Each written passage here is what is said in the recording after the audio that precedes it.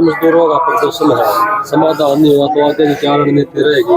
और जो 21 नवंबर को लेबर कोड लागू करे सरकार ने, वह किस प्रकार से मजदूरों को गले का पास पड़ेगी, उसके बारे में देखिए, ये जो आज का जो कार्यक्रम है, ये संयुक्त निर्माण मजदूर मोर्चा के नेतृत्व में कई यूनियनें हैं जो निर्माण के मजदूरों को संगठित करती है। उन्होंने संयुक्त रूप से यहाँ कुरुक्षेत्र में जो मुख्यमंत्री है उनके दरवाजे पे एक विशाल प्रदर्शन का आयोजन किया है, और जिसका प्रमुख मकसद है कि पिछले लंबे टाइम से जो है, जो निर्माण के मजदूरों का जो बोर्ड का जो रजिस्ट्रेशन है उस पर पाबंदी लगा रखी है और सुविधाओं पर पाबंदी लगा रखी है, तो वो पाबंदी खुले और इसके अलावा जो मनरेगा मजदूर है उनको काम मिले, इस बात को लेकर ये कार्यक्रम यहाँ पर रखा गया है। जहां तक बात है लेबर कोड की, जो केंद्र की सरकार ने 21 नवंबर 2025 को जो लागू किए हैं, इसके खिलाफ पूरे देश का जो मजदूर आंदोलन है वो एकजुट है, और देश की केंद्रीय ट्रेड यूनियनों ने एक मीटिंग अभी की है, और 22 दिसंबर को एक और मीटिंग होगी जिसमें एक बड़े आंदोलन का और हड़ताल का फैसला उसमें किया जाएगा।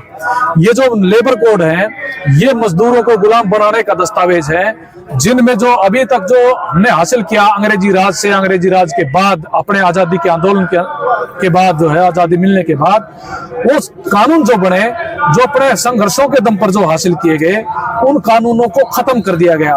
उनको 4 लेबर कोड के अंदर 29 श्रम कानूनों को बदल दिया गया। सरकार कह रही है कि ये जो है मजदूरों के हितों के लिए है, हम कह रहे हैं कि ये मजदूरों के हितों के लिए नहीं है, ये देशी विदेशी कारपोरेट घरानों के हितों के लिए किए गए हैं। ये इसलिए किए गए हैं कि जो लूट के अंदर है, मजदूरों के श्रम की जो लूट है, मेहनत की जो लूट है, उसको किस प्रकार से बढ़ाया जाए, उसको कैसे मुनाफों को आगे बढ़ाया जाए, इस बात के लिए है।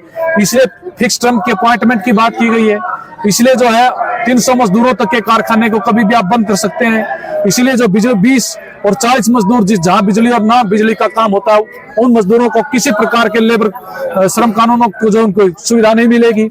इसके अलावा जो है न्यूनतम वेतन की अवधारणा बदल दी, यूनियन बढ़ाने का अधिकार जो है उस पर हमला है, तो ये सारा का सारा जो हड़ताल के अधिकार पर हमला है। तो जो कानून जो बदले जा रहे हैं, ये कानून जो बदले गए हैं, ये देश की जो आधी आबादी है मजदूरों की, उस पे काफी बड़ा हमला है, जिसको स्वीकार नहीं किया जाएगा।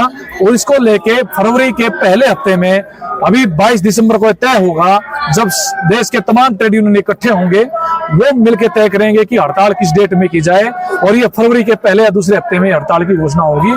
इसको स्वीकार मजदूर आंदोलन कभी भी नहीं करेगा।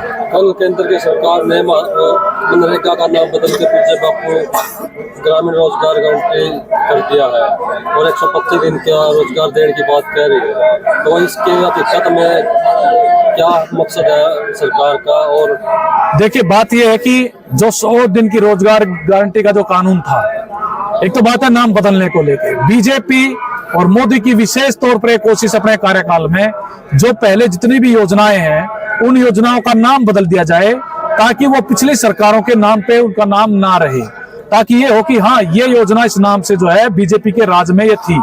तो ये इन नाम बदलने से कुछ होने वाला नहीं है। हम क्या कह रहे हैं, हम ये कह रहे हैं कि 200 दिन का रोजगार जो है मनरेगा के अंदर मिलना चाहिए, शहरों के अंदर भी इसका विस्तार होना चाहिए। मनरेगा की दिहाड़ी जो कम से कम 800 रुपए दिहाड़ी हर रोज मिलनी चाहिए। इस बात को लेके मनरेगा का एक मुद्दा बनाया, काम मिलना चाहिए, कि काम की दिहाड़ी मिलनी चाहिए, वो तो मिल नहीं रहा। उसके ऊपर तो सरकार ने पाबंदी लगा दी, उसके बजट की जो सीमा बांध दी कि इस बजट से ज्यादा आप उसको दे नहीं सकते।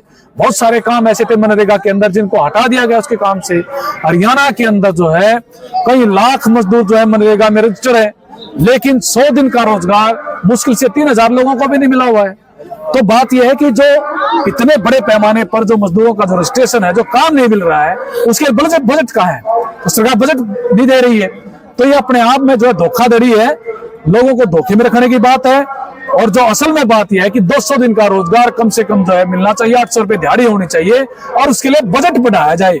200 दिन के हिसाब से बजट बढ़ाया जाए, तब ये पता लगेगा कि सरकार इसके प्रति गंभीर है कि नहीं गंभीर है, वरना झूठी बकवासबाजी जो की जा रही है सरकार के द्वारा। जय भगवान, महासचिव CITU हरियाणा।